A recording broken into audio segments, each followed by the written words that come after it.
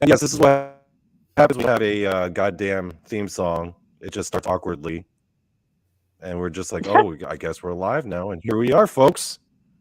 We're live. Okay, so tonight is the free-for-all night. I sent out my link to a bunch of my friends. And guess who showed up?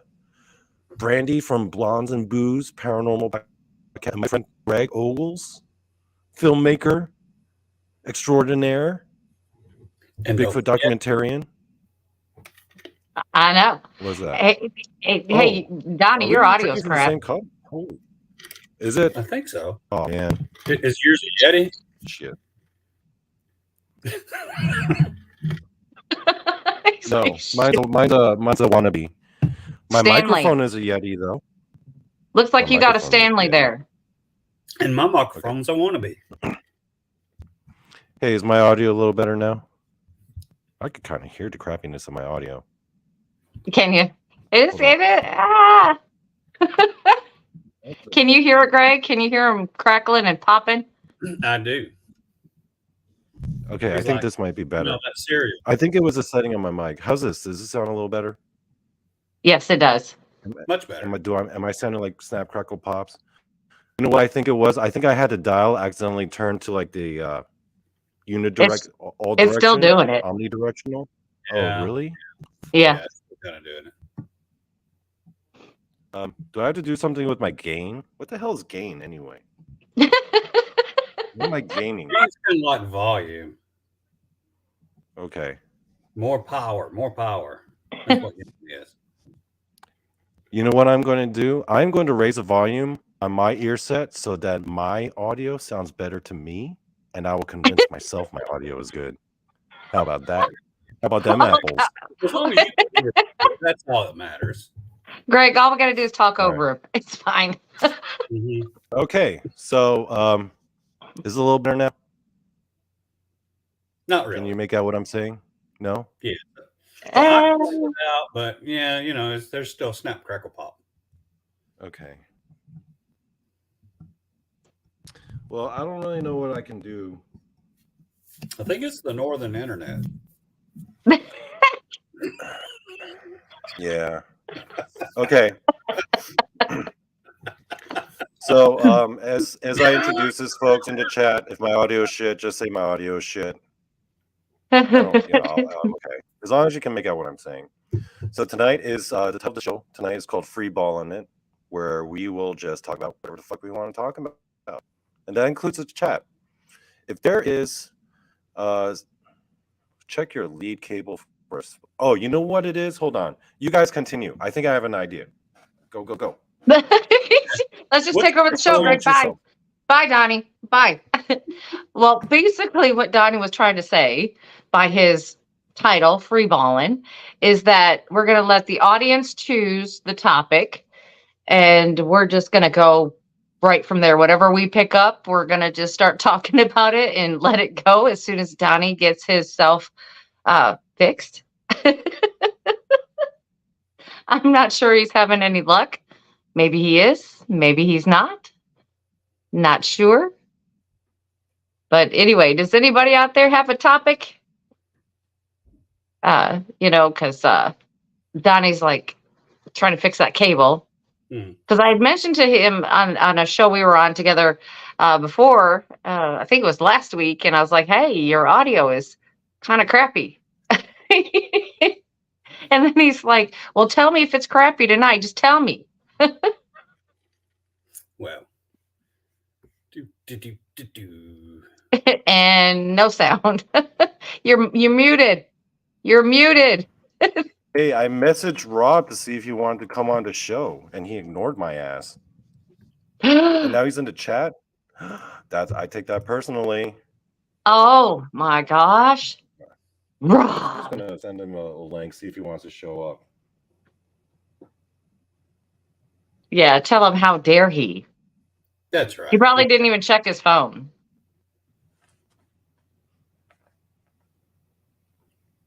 Okay. And now my phone's not. Hey, I think there's a ghost or something that's fucking with my shit. Seriously. Well, Moon at Noon says elongated skulls found all over the world. Oh, That's a different topic. okay. So, do you guys want to talk about Well, some my of the relatives elongated? only found here, so you know. They saying they got big heads.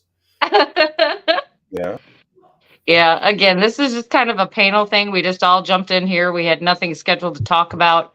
But I mean, I guess we can talk about Greg a little bit, and he can talk about what Yeah. he's going to be doing. It's your debut on the show. Let's talk about Greg a bit. So, Yeah, what's up with you, let's talk Greg? about Greg. Hey. Well, as Donny said, I'm a filmmaker. Put out this little thing called The Legend of the Downey Booger. I did watch it. I'm sorry? I saw it. Oh, yay. Yeah, see, Donny saw it. I saw it. Yeah, Brandy saw it. So 2 or 3 people, at least a dozen people has seen it, at least. So, we're proud of it. Now, when we first started doing it, we didn't know the first thing about putting together a film. And several years later, hey, we know what to do now. So we're in the middle of our second one, and we're going to have some very familiar faces in it, and it's going to be fabulous. I can't wait to get it out. And even more recently, we're going to be doing a ghost episode at the museum. Brandy, you want to tell us the museum? Yes, at a museum. Mm-hmm. So, on Blondes and Booze, we're doing a special ghost investigation. We're going to be doing it next Saturday, not this Saturday, the following Saturday. And it's going to be at the museum. We're going to go live. We're going to do it live. And Mr. Greg Ogles is going to be there. Yes. And hunting a little bit with us. So I'm excited about that. Mm-hmm. I'm excited, Yeah, and we're going to be throwing out the cameras and interviewing some people and just making a good episode out of it. And we're going to put it up eventually so that everybody else can see, from our perspective, what all went on, and put out some camera traps and see what we catch. And what happened to Brandy? Whoa. There she is. Hey, you got something going on over there. Where did it happen? Greg, Blue Crossroads is asking, so where's Greg from? He's got that far north New England accent.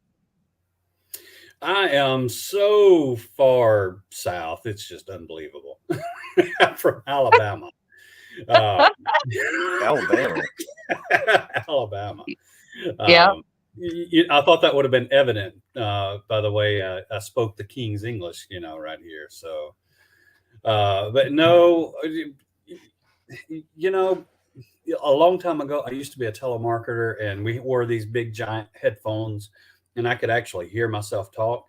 So back then, I kind of talked like this, and, we would say things and be like, woo. Okay, well, I'm fluent in redneck. So I actually heard myself talk. So I got to where I could control the accent a little bit.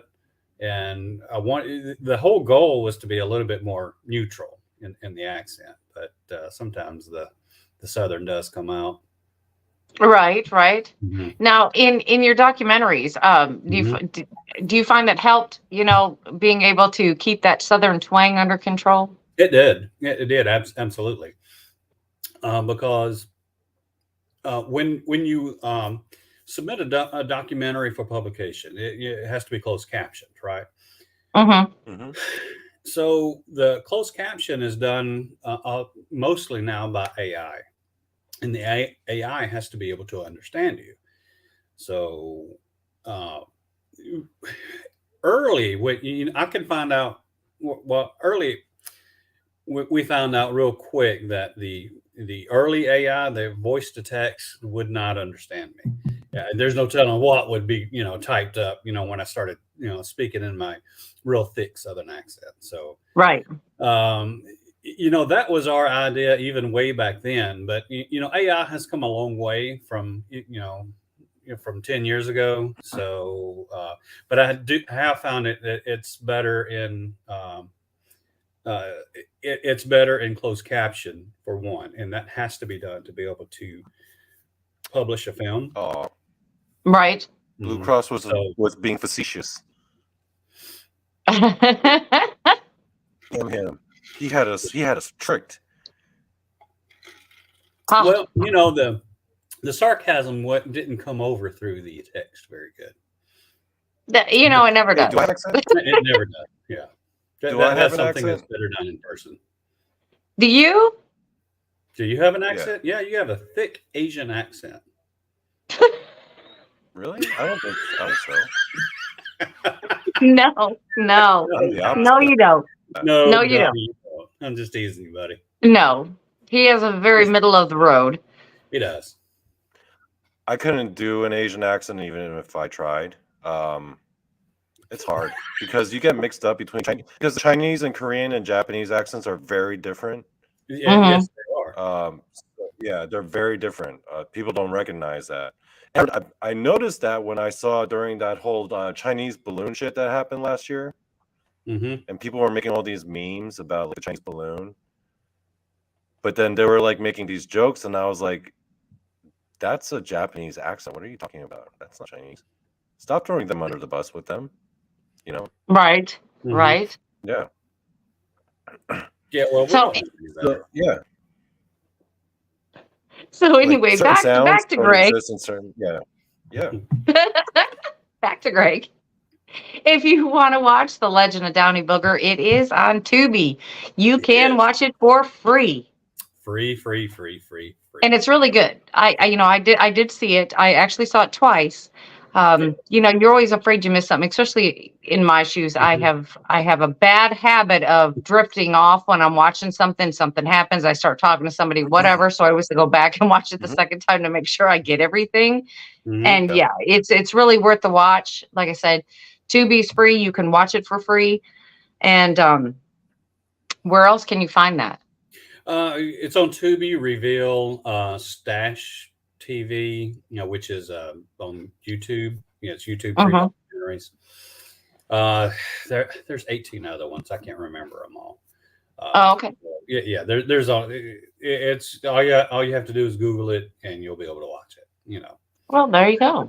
It'll take you straight to it. But it's funny how you would say you wanted to make sure that you didn't miss anything. Right. In 2018, we did a soft release of the film, and one of our fans had sent to us something that we had actually missed. And, you know, we were real new. We didn't review our evidence as closely as we should.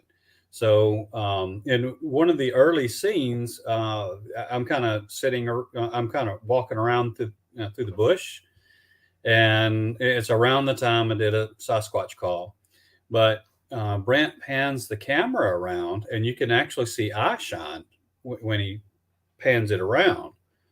And then when he pans the camera back around toward me, it's gone.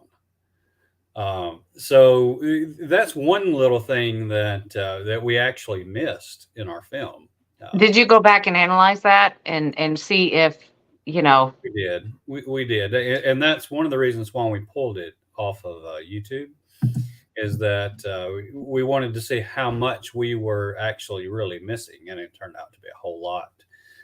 We missed the thing crawling between us and the orb. That we actually in the film we actually see this big lighty orb thing.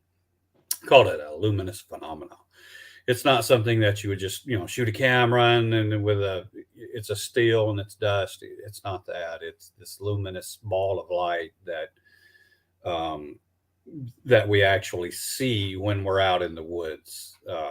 Sometimes there's more than one, sometimes it's just one. They come and hang out with us, and they did it quite often. So because we weren't getting anything like on night vision, we traded off over to a really high-end camera that has a real high ISO, which the ISO is the amount that you can see in the dark.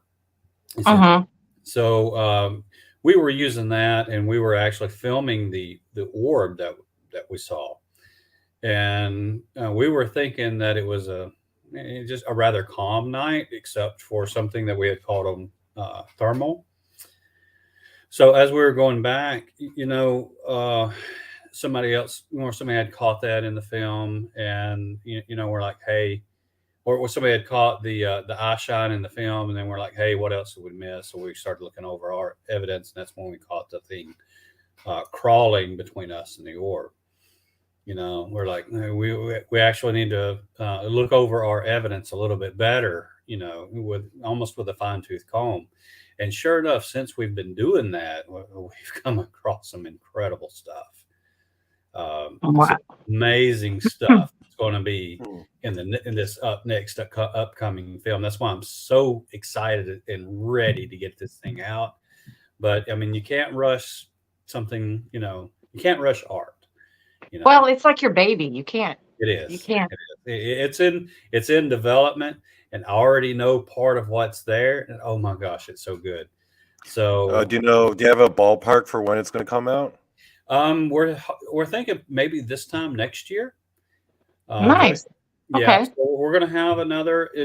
We have a couple of investigations coming up. More, actually, 3 more investigations coming up to put into it.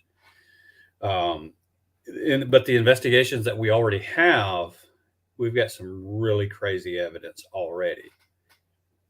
So that's why I am super excited and super stoked for the film to come out. Is it more fun for you to just go out on an investigation, or to go out on an investigation with like the camera and the crew and filming? And is that I can imagine it's more stress too, right? It's a lot more stress with the cameras, because if you're coming up on like some sort of deadline or something, and you only get one opportunity to do this shot, right? It's gotta, it needs to be done right.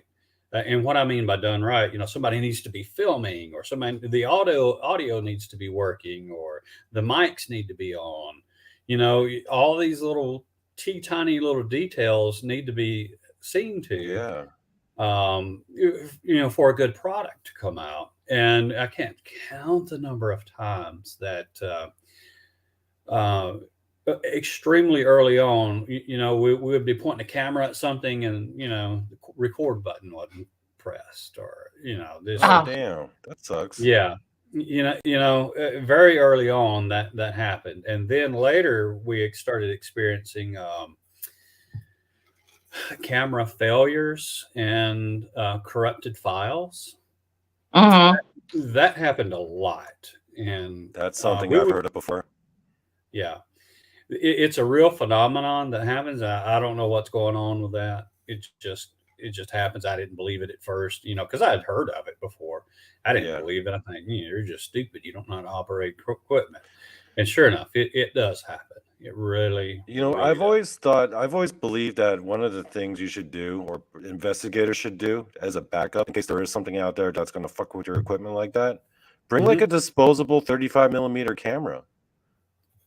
Because if it can mess with your electronics, it won't mess with your analogs. Analogs, right? Yeah. I mean, that's a very good idea. That's sort of what we did with the high-end camera. Even though it was digital, it didn't project any light. Okay, so when we're showing the video footage, everything's sort of purplish and shades of purple.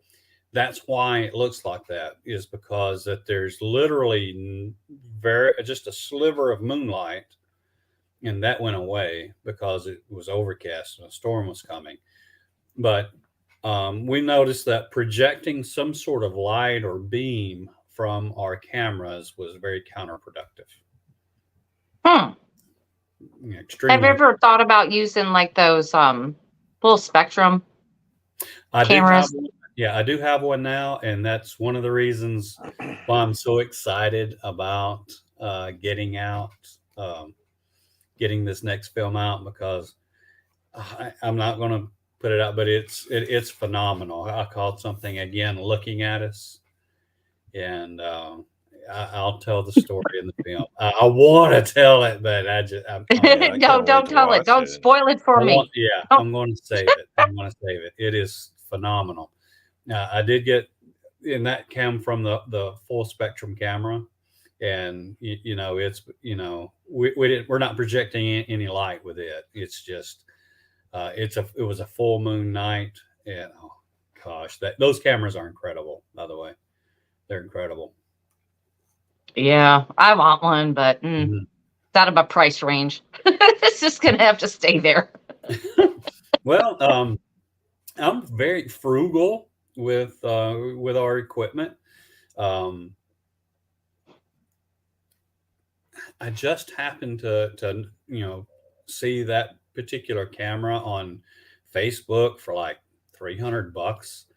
And I was like, there's no way it's only $300. This has got to be a scam. So I messaged the dude. He's like, yeah, I've got to pay rent, $300. So I'm like, okay, sold. And sure enough, it was the real deal. It was the real thing. And Oh for three crap! You hundred find good bucks, deals on Facebook like that, huh? yeah, Well, yeah. Oh gosh, yes. my friend actually got a FLIR almost exactly the same way. Hmm. The FLIRs are $700-800, and the Hmm. guy said, "I'll take $125." Oh my gosh, So she really? took So it. there are Yeah. other uses for Facebooks other than Facebook dating and posting random memes. Dude, there are. Interesting. There are. I do a lot of shopping on Facebook. I'm careful about what I get. Very careful. Right. And always double check it. But sometimes you can find some extremely good deals. Like we procured us a thermal that way. Another a real high end thermal camera. Nice. Yes, with somebody that just bought it and they got too much money and they're just okay. I want to get rid of it. So okay, I'll take it off your hands. How much does a Wow. thermal camera usually go for? Probably pretty expensive, right? Well, this is like a scout version of the FLIR, and they're about $1,600 or so, in the ballpark of that. Jeez. For the really really good scouts, you're talking your really really good thermals. You're talking in a $5,000 range. Oh yeah. Oh For an yeah. You're talking extremely about the good one. whole. It's Yeah, got the screen and the whole. Yeah. Yeah. yeah, Yeah. that's going to be $5,000 range. But some like the military use, they're going to be like in a 30 to 40 grand range. Damn. Yeah. So Yeah, I was talking to they my can go really one of my high. buddies actually just like weekends ago about he was explaining to me about guns, Mhm. and he was telling me the actual price of some of them, like the market price, Mhm. market value. And he was like, Mhm. dude, you don't understand. Some of the scopes are like way more expensive than the guns themselves. I'm like, Oh really? yes, yes, yes, Yeah, I was absolutely. pretty surprised at that. I didn't even consider Yeah, that. usually the thermal scopes usually go around $5,000, between 3 and $5,000, depending on which brand. Mm-hmm. You could have an AR-15 with a certain scope on, and that scope is worth like 6 of those AR-15 that it's actually mounted to. Mm-hmm. And I'm like, Absolutely. I was surprised at that. I was Mm-hmm. surprised at that. I didn't Yeah, realize the vastness of the difference, yeah, the equipment really goes pretty high. For instance, a real high end movie camera, they're going to be a Red or an Ari. You're talking in between 30 grand to 150 grand for Jeez. for a really good high end movie camera. Now for us, we're using a Black Magic, so they're 2,500 or so for the Black Magic 6K. So it's good. It's going to be in that range, but but then again, you got to buy lenses. Lenses, a decent lens is going to cost you $600-800. Then you got external monitors, and it really gets extremely pricey really really fast. And that's what we're using all of these funds for from the first one, is to fund the next film. Because literally we spent $300 on our first film.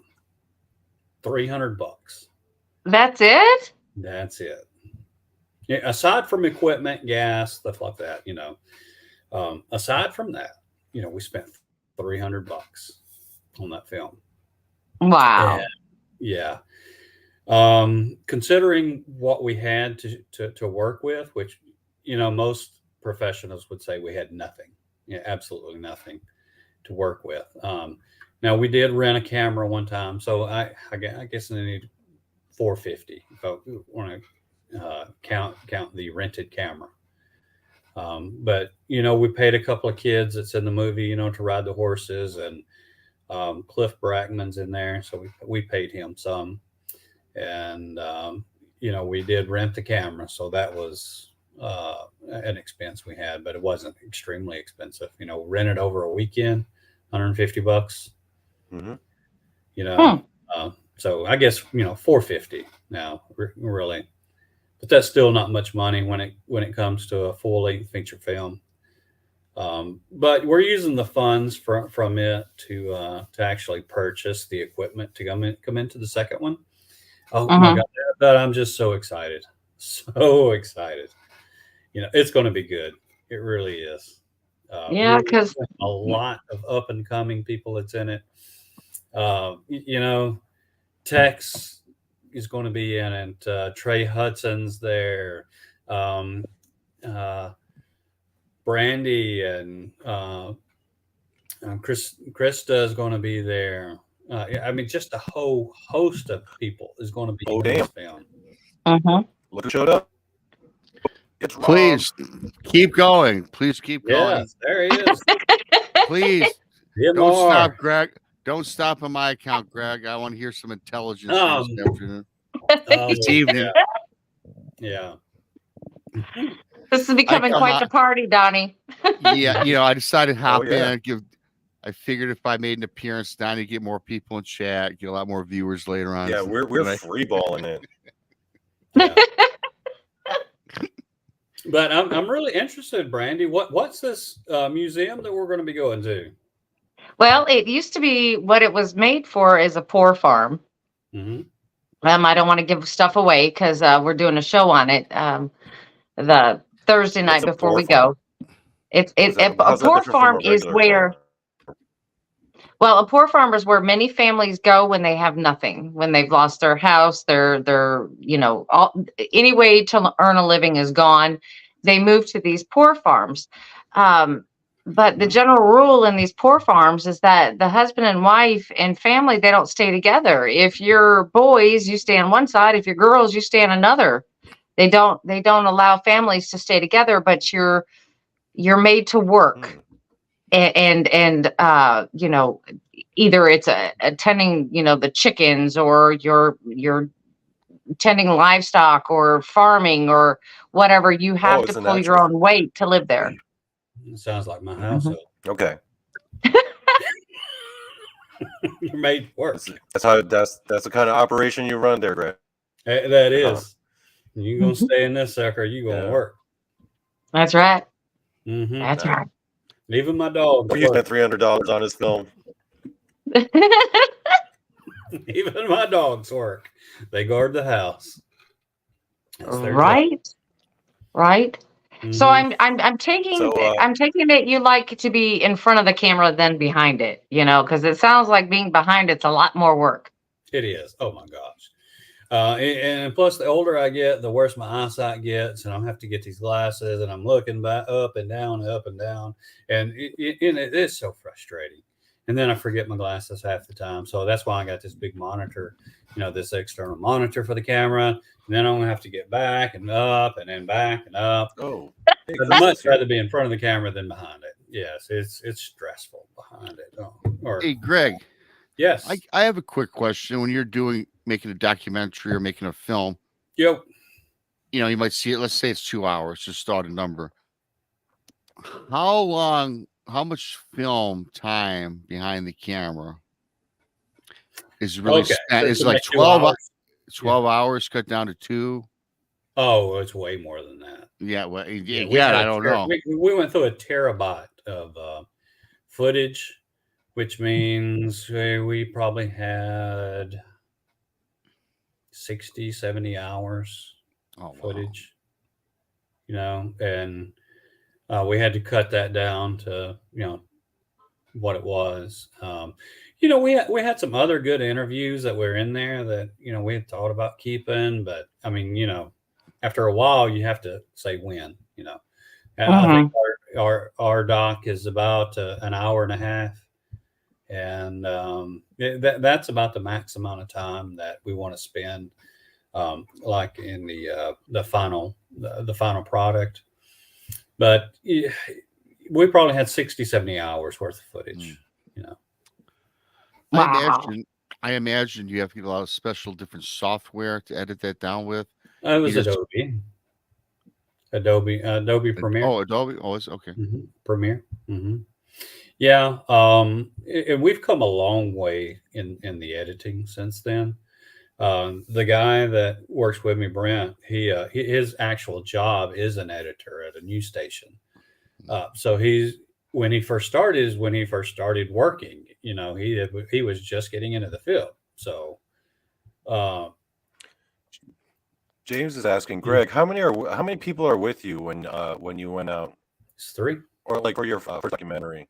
3. It was just 3. What you see, what you see is what you get.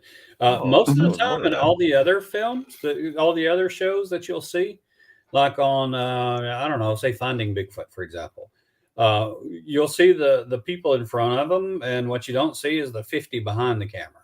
You know, that's literally out there in the woods with them. Expedition Bigfoot, same way. Expedition X, probably 20, 30 people out there in the woods, and with us, it's 3. And I guess that's one reason why it takes so long, and another reason why, you know, our footage is just a limited amount of angles, but we have maximum amount of activity. You know, I was going to say, do you think that has a lot to do with you getting more activity because you're so small? You know, it's not so invasive. It's exactly. You know, we found 4 is a good number for activity, but when you get more over 4, their activity just stops. You know, it just drops off. It just drops off. Yeah, drops off. And you know, so we've purposely left things to 3 to 4 people. So that's we found that activity really ramps up with that amount of people, and you know, we just go out and have a good time.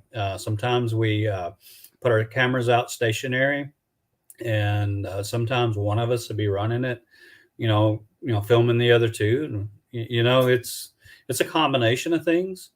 So we try to be creative in the way that we use it, so that it doesn't look like one of us is actually running the camera. It's just kind of, you know, it kind of flows well. So we try to hide things as good as we can, but we're not afraid of showing a camera on the documentaries at all. Well, no, I know, because if you watch them like we watch them, I mean, you'll see that there's only 3 of you. I mean, so what if I see a camera? There's only 3 of you. Right. There's only 3 of us. So. And it happens, yeah. Especially if 2 of you have cameras, you're going to get somebody else on there, but there's only 3 of you. Right. Yeah. There's only 3 of us. Yeah. That's pretty cool, though. So, Greg, I missed the first part of this free balling episode. My phone went off, and it was Donny's show, and then he so eloquently put a guilt trip on me when I came in chat, having no idea that he sent me a text. With that being said, okay, what are you doing? With that being said, how many years, I might have missed it again, I apologize. How many years, you know, if you spent studying film and putting together an actual quality product, you know, for the average person, like I've never did a film or a documentary. Certainly for me to do my first one would take me years without having any being green. So I imagine you've been doing this for quite some time. Well, when I first started, I had 0 hours of experience. None. Okay. 0.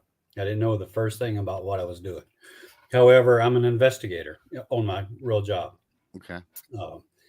So I took those investigative skills out into the woods with me.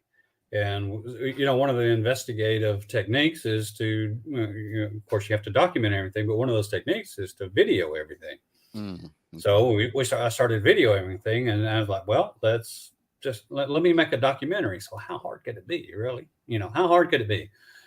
But I didn't know anything about it. So what I did was I reached out to the University of Alabama theater department, and I asked the department head if she knew anybody that would be willing to kind of hook up with me and make this documentary. Sure enough, she put me in contact with somebody. And so it's not that I knew anything. What I tried to do is surround myself with people that did know things about filming.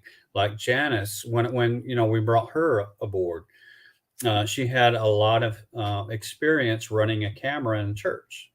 And that's experience, right? You're running a camera.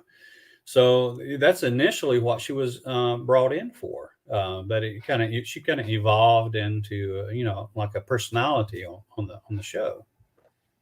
Mm-hmm. So Okay. Be kind. yeah, it actually had zero. What got It you took us interested many in- years to make it. It took us many years, but now we know exactly what to do, and this one won't take us as long. I promise. Okay, so I don't think so. Interested in cryptids? Okay, when I was a kid, I had two experiences when I was a kid. I was a real youngster when this happened. I mean, I was 4 or 5. So my two brothers, two cousins, and myself were walking down a road, and by chance this road that I actually live on now, and we were headed to my grandmother's, and this big giant beam of light just boom shined down on us, right? And it was so bright, and it was almost like a physical thing. You couldn't see anything past the light. And I remember it being a very terrifying experience. And my next memory of that is being on my grandmother's porch, and the porch was a covered porch. And my little brain was sitting there thinking, well, how is the light shining through the porch? And then you could see the light lift up. It's not like it cut off. The light lifted up, right? And I never did see the craft, but my oldest brother did. He said it was a big, giant triangle. It was maybe 400 or 500 yards across. It just took up the whole sky, and it just took off and zipped off. So that's an experience that I had when I was a kid. And another one was there was a fresh snow, again at the same place. And my next oldest brother and I were kind of walking around in the snow, and we saw these footprints, and they were 3-toed footprints that came out of the woods and went up to my cousin's window, and then they just kind of went back off into the woods. And back then I didn't know anything about Bigfoot or anything like that. It just kind of weirded us out that they were these big 3-toed footprints. And later on, those two experiences stuck with me.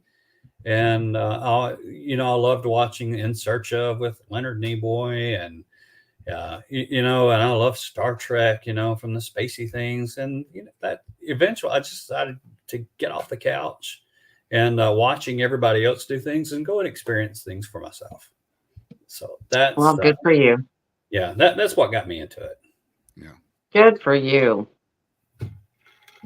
I think what got me into the paranormal as well, I've had things happen all my life, but more or less as I was seeking answers.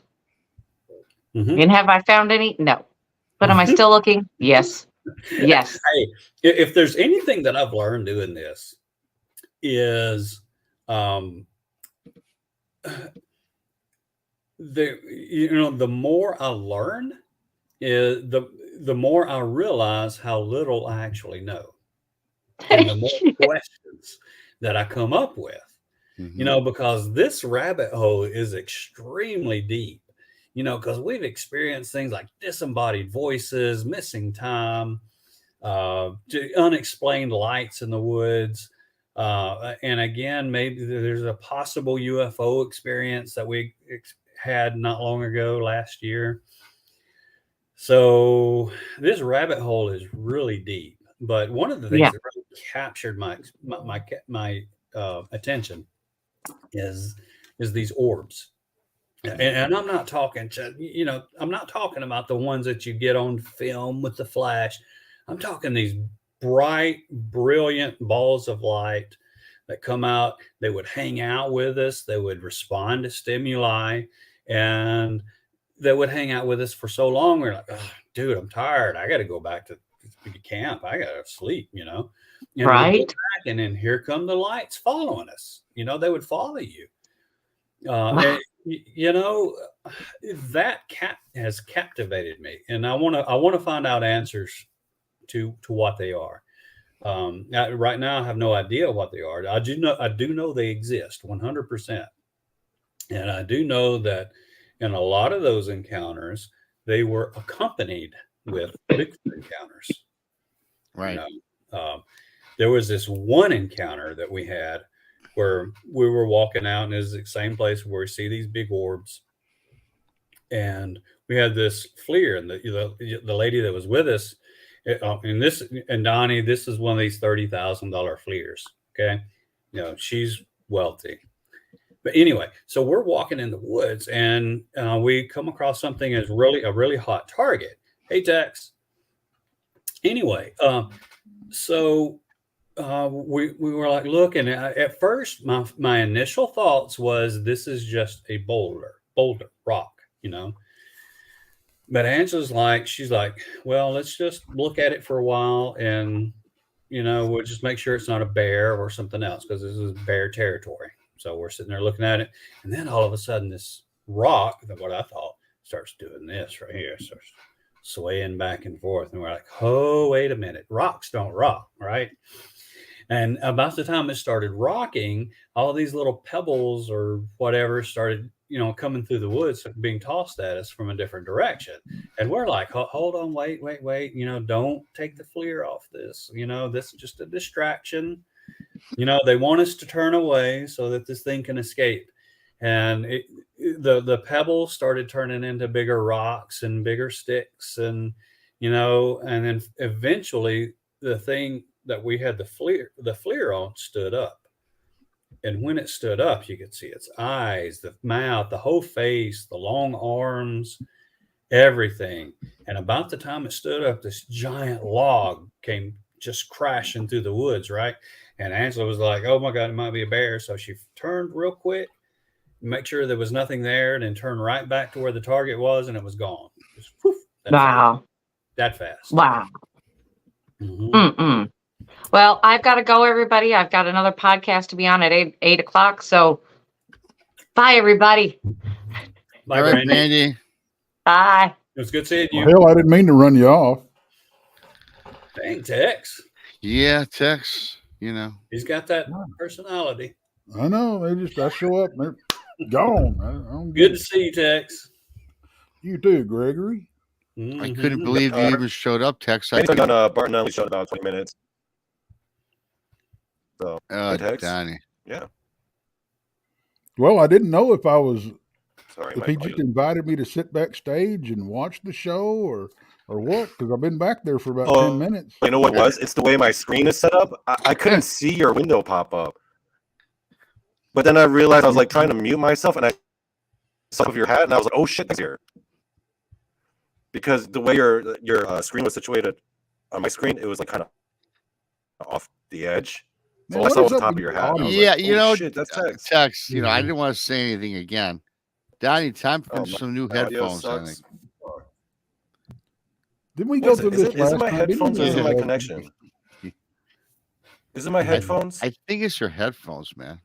It's like there's a loose wire. In your head. Okay. Because your connection's fine. You look good, sound good when we can hear you.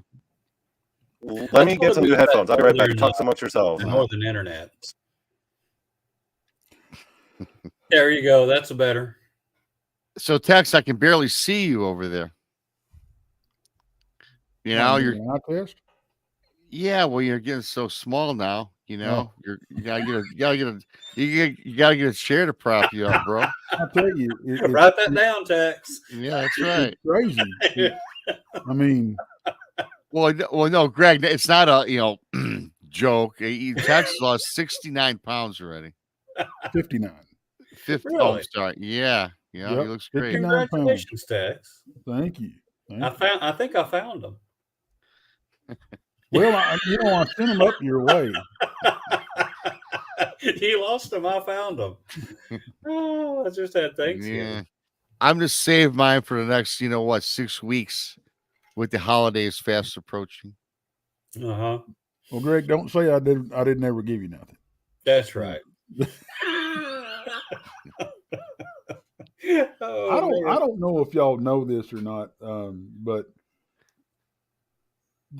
me and Greg, we've managed to meet up. I mean, a few times.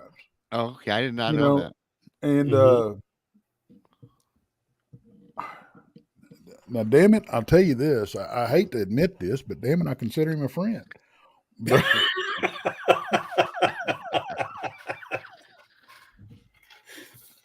Don't tell anybody, Tex. I'm trying to keep it secret. I I'm sound just, still- Yeah. it's just Yeah. us four, right? So nobody else knows. Yeah. My shit doesn't it? sound- Yeah, I don't Do I know. still sound bad? Yeah. Yeah. Yeah. Yeah. Shit. Oh, this sucks. It's Okay, okay. I'm gonna. You guys keep talking amongst yourselves. I'll be in the chat. We got it, Donny. Get out of here. See you. Kick him off his own show. I walked in, took over the damn show. Yeah, run the host off. Yeah. What's been going on, Tex? Have you been to anywhere lately?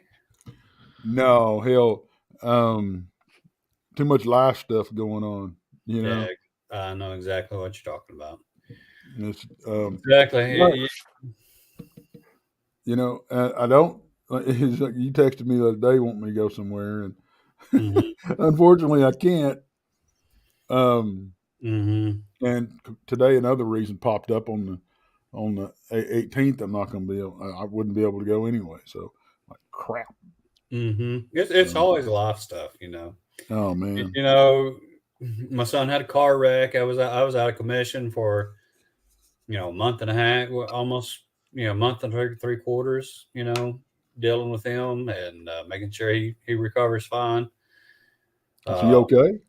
Oh yeah. He's last week he went. Well, not last week. The week before he went back down to Auburn. Started resuming his classes, and he's back Good. on track for a 4.0 this time. Now you're gonna. I don't know if y'all talked about this, but you're gonna be in Alabama with us at the conference. I am. Yeah. Awesome. It's very convenient. I live here.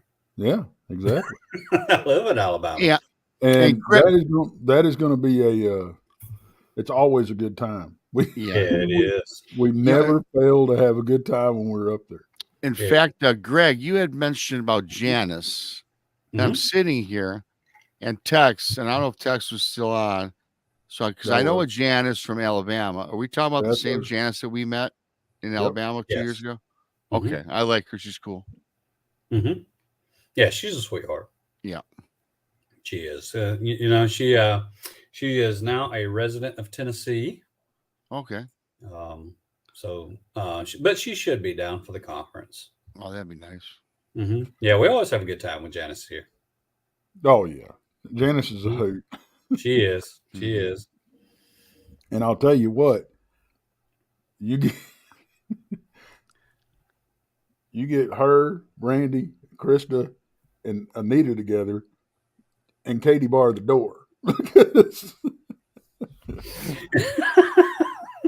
Oh, Tex. I came across somebody, and it just happened to be today, as a matter of fact. I commissioned her to make me an artifact, and it's going to be a present for Adam Davis. Mm. A coon bone.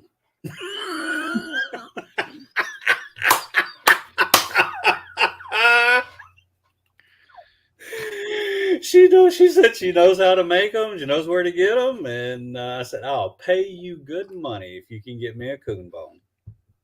You And mean that's his present. you mean a penis, right? Yes. Yes. For the toothpick. That is awesome.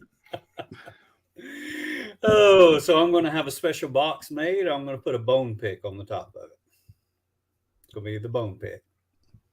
I'm telling you, people think I'm crazy, but when I came back from that conference, and I know y'all don't know this story. I don't think most of you do. We were sitting around and we were talking, and y'all know me, I'm an old country boy. Mm-hmm. And when we would go coon hunting and stuff, we would harvest the penis bones out of the raccoons and polish them and sterilize them, all that kind of good stuff, sharpen them down, and we'd use them for toothpicks. And we'd carry them in our hat. Oh my And God. I was telling Adam Davies this, and he absolutely lost his mind. He sure did. And then when I told him that we used to use bull scrotums for trash bags in our trucks,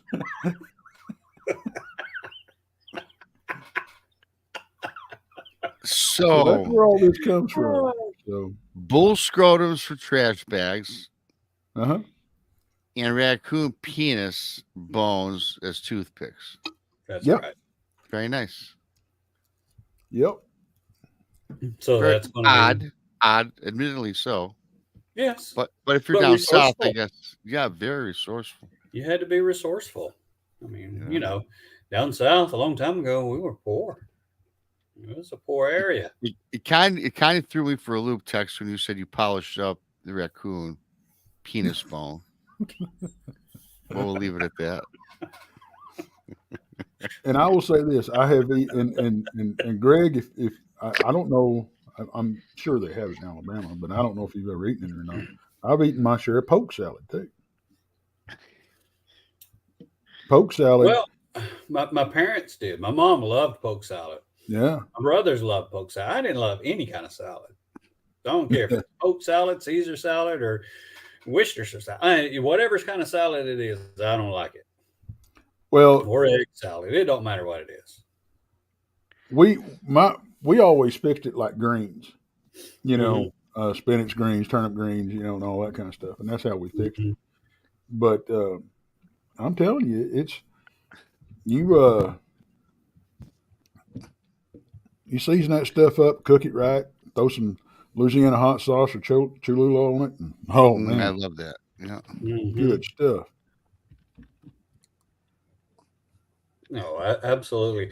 I mean, we ate some things, you know, that was, I guess, foreign to most other people, and foreigners eat things that Oh, we I've wouldn't eaten some think shit. of. I've eaten some shit. Oh yeah. Now I've never went that far. I've never eaten shit. I meant figurative shit. I didn't mean literal shit. Well, I don't know. Well, there was that one time, but you know, I don't like to talk about that. Yeah, how's my I got audio? a story about that. Speaking of shit, is my audio better or is it still shit? Your It's audio It's is still still shit. Yeah. Well, we Oh, thought it was fuck. the headphones. Maybe it's your mic, because I think Why do your you internet. insist on using it's my connection. headphones? It's my connection. I did a speed test. It was like 30 megs per second. I was like, this connection is ass. Told you it's that northern internet. It's ass. Glenn says, I'm afraid to ask, but what's poke salad? All right, so poke salad grows wild. Okay. Absolutely. And it's basically a lot like turnip greens. You have to cook it right though, or to make you sick. That's right, because it's poisonous. Yeah. You have to boil it and blanch it, boil it and blanch it, boil it and blanch it, and then cook it. You know, season it up and everything. But yeah, we used to go in. We had a big cluster of big oak trees, and we got real original, called it the shade tree, and and it grew under this tree, and I mean, you know, this stalk should get, you know, taller than I was, and go out there and harvest the leaves, and yeah, we'd have it every once in a while. So, you know, I got in the first time I went up north. I immediately went into culture shock when I went into my restaurant for my breakfast, and I ordered some grits, and they're like, "What's a grit?" Yes, they're like, never mind. Let me have some eggs. you know, And a lot of people eat grits different way. I've never been a big fan of grits. I never have. And now, see, I only like the instant grits. I don't care much for the cooked grits. Mm. Mm. I will say this: if you want, now I'll eat grits on occasion, but I'm just not a big fan of them. But if you want some good grits, Waffle House, you can't go wrong. That's Oh right. God, Dex, I love Waffle House. We broke for Rob. We took him to Yeah. Waffle House, and he fell in love with it. I loved it. We walked in this Waffle House. First of all, I took a picture right from the outside of the truck. We get out of the truck. I take a picture. I take a picture inside, and the floor was all wet and muddy, and it just looked like a perfect slop and dine. And I've seen so many Waffle Houses throughout my travels down south, but never went to one in all my lifetime. I told Tex and Jason, like, they looked at me like, oh my Lord. They took me there, and we got a nice seat on the end, and I swear I'd still be sitting there staring at the menu unless Tex didn't make the suggestion for me. And then, of course, being at the Waffle House, I got everything except for waffles. And I'm staring at Tex's plate of waffles. Yeah, they're stacked high. He's looking at me. He shakes and said, "Here you go, Robbie." Throws one on my plate. Yeah, it was fantastic. And so I found a Waffle House close by me. Well, Tex found it for me because we talked Waffle House for like a month straight after the conference. You know? And he found one for me, and I could have found it myself, but Tex is on his phone. There is one an hour and 40 minutes from me. It's in Ohio, in Toledo, which I've yet to go to because I can't find no one to go with me. But I'm going to tell you, dadgummit, as you would say, I'm going to have to go by myself. Well, sometimes you just got to make a sacrifice. My mom probably would go with me. Yeah. Tell mom, I'm going to treat you to breakfast, and yeah, this is compliments of Tex, and yeah, right on, yeah. If I make that hour and a half trip, I'm going to sit there for breakfast, lunch, and dinner. We'll probably get a little Motel 6 along the side of the road and taking a show, do whatever. Then in Toledo, you don't want to walk into those shows. They're a nickel, put it in the box. Oh, yeah. A nickel. Screen pulls. Yeah. Right. Well, I don't know. I've never been to one. Yeah. I think they take plastic now. Yeah, probably. Yeah, I'm sure they do. That's what you want to really see pop up on your credit card receipt. Oh God! Well, yeah. Okay. Rob's Porn House. Well, it's funny. A really good friend of mine.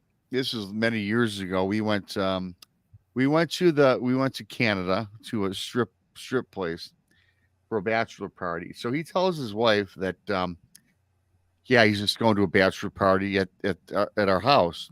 We weren't going to the bar. We weren't doing nothing, let alone the bar, but we ended up going to the strip bar. So he gets pretty, he's having a good time, my buddy. So he decides to pay for the entire, 6 hours we spent in this place, including dancing. His wife opens the credit card bills like $1,800. So yeah, he was in the doghouse for about 6 months. So of course, us guys, pooled our money together, and we, of course, split the cost. But it still didn't get him out of the doghouse. Yeah, we kind of had something like that happen. It wasn't a bachelor party, nothing. Just three of us got together, and this guy. One of the guys that was one of those guys was my best friend, and the other guys I had met through him, and we got along, but we went out and it was one of them days we just went bar hopping, right, and shooting pool and that type of thing. And he's one of these guys that thinks he has to. If he pays for everything, he looks like a big shot, that type of thing. Yeah, right. And which, hey, you won't pay for everything. Don't threaten me with a good time, Right. So he picked up the bill for everything, and Thank God he wasn't driving because that boy got inebriated. Mm. And and it was early evening. I mean, we'd been running around probably since 11 o'clock in the morning, and it was about 6 or 7. We called it a night, if I'm not mistaken. It may have been a little later than that. Now that I come to think about it, but we pulled up to his house and let him out. When he got out of the car, he pretty much poured himself out of the car, literally crawled on his hands and knees up the sidewalk. His wife come out of the front door, looked down at him crawling up the steps of the sidewalk, turned around, closed the front door, and locked it. He had to sleep out on the front porch that night, and he was in the doghouse for quite a while. Yeah. So yeah, that was a good time though. It's always a good time when someone else is paying and their wife, finds out. Yeah. So Greg, Yes. you were talking. I heard you talking about how you first got into cryptids and all this kind of stuff and those experiences and stuff. And I've had a lost time episode, and lost several hours, and I still struggle with it. I don't want to be that guy that got abducted or snatched or whatever. Abducted. Yeah, I don't want to be that guy, and because I don't know what happened. I have no memory of anything. It's not like we woke up laying. I had another fella with me, and it's not like I woke up laying butt ass naked in a field or anything weird like that. It just like we walked past the truck about a quarter of a mile. We didn't realize it until we didn't recognize the terrain around us, and we were like, "Did we pass the truck?" And sure enough, we had passed it, and he knew the place like the back of his hand. But that was the only weird thing we thought. But there's footage of the camera that he was carrying. And, when you film with a digital camera and you pause and you start and you pause and you start, it's one, or stop, start, it's 1, 2, 3, 4 on the card, right? It was all scrambled up. And supposedly, now I've seen this footage, but the second part of the footage I have not seen. But there is footage of somebody or something's got the camera, and they're sprinting through the woods. And me and him never left each other's hip. But something or somebody's got the camera sprinting through the damn woods, spins around a couple of times, and we're nowhere to be found. Now, supposedly there's another piece of that footage that shows the camera hit the ground and him running off. Now, I don't know. I haven't seen that footage, but I've had 2 other people tell me that. Yeah. Didn't they mention that text in the show we were doing? Is someone mentioned that live on air? Yeah, that's when I found out about it. I found out about that other footage live. Yeah. And it kind of shook me up.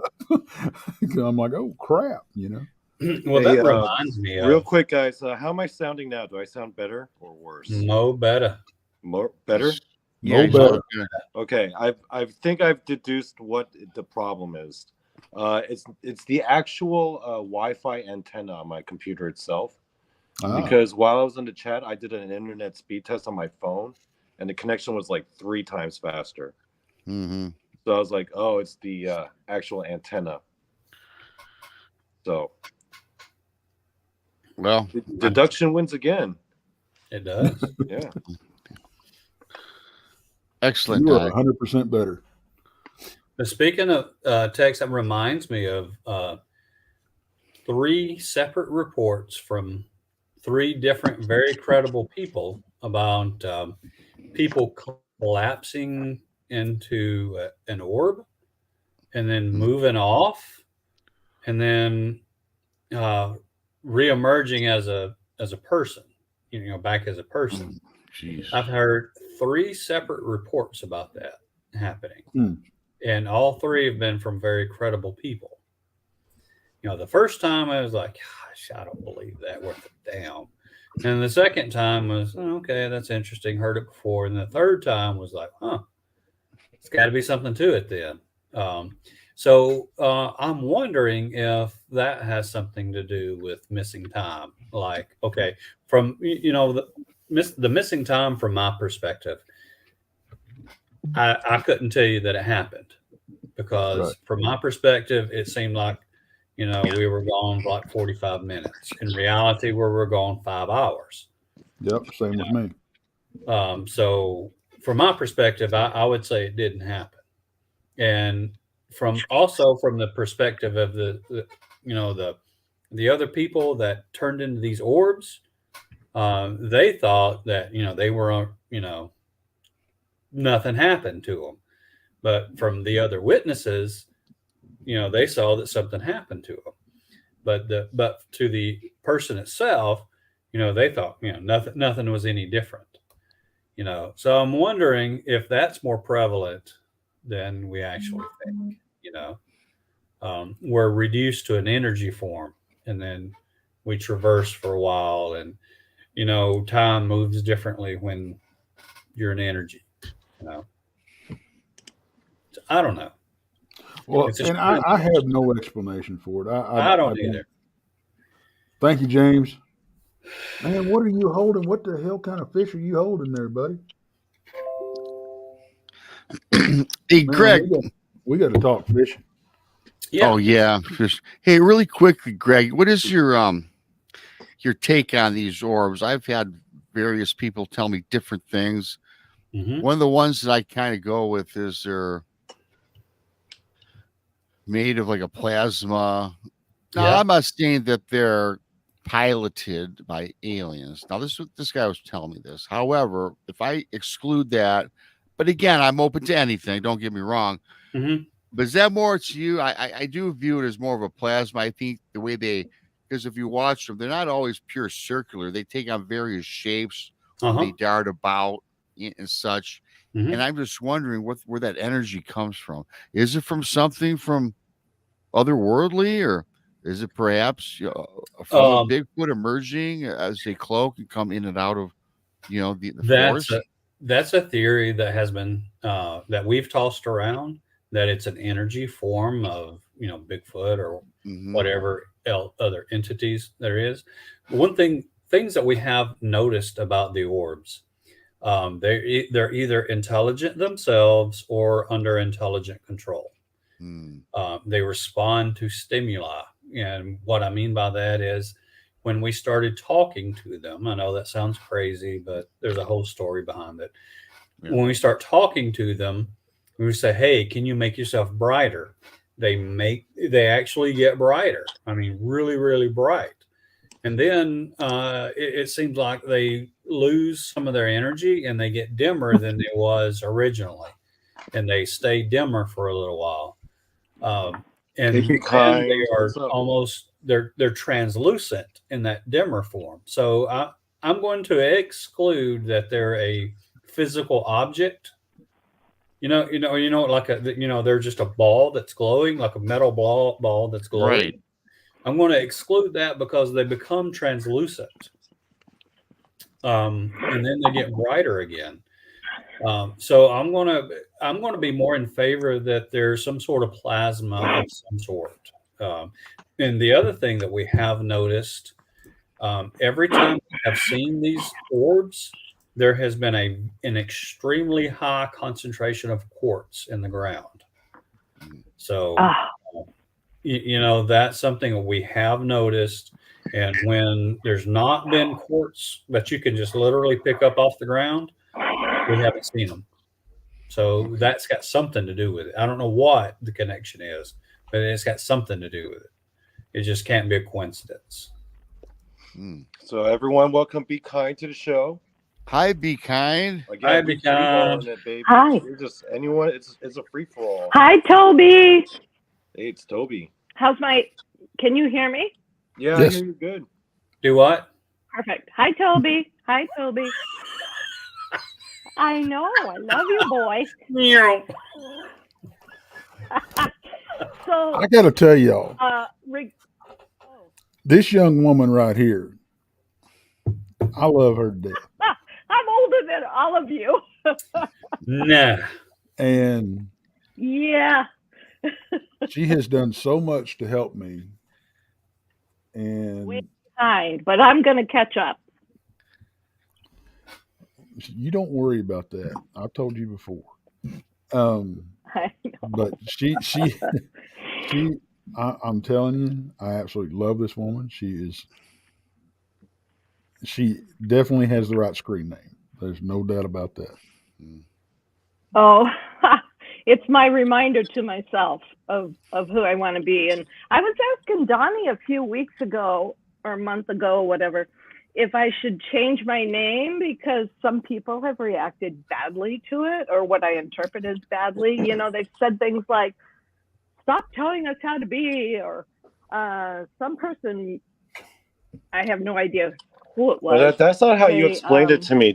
You explained it to me like that's what you tell Right, yourself right. to prevent yourself from hulking out. It is. Yeah. It's what, Well, I don't it's know what about Bruce hulking Banner out, says but to I himself have right before he transforms. I have been told very accurately that I have a black belt in mouth karate. And I mean, it's a nice weapon to have, but you don't want to lead with it. So, yeah. And I do, the older I get, the more I see the strength and power of kindness. So that's what I want to be. That's kind of my mission the last 10 years or so, is to look for tiny little opportunities to just do unexpected nice things for people, you know. Well, and you you knock never it out of the know park. how that will affect them. Thank you, Tex. But Yeah. Greg, before I forget, because I have the attention span of a gnat after 2 glasses of wine, Yes. crystals, quartz crystals in particular, hold a lot of energy naturally. Mhm. So it's very logical from a physics standpoint that there would be more orb activity or stronger orb activity and just a stronger energy anyway. And this is not like woo or anything. I mean, it's just the physics of the properties of quartz. Right. You know, I'm not trying to be like woo or whatever. I just report what we've seen.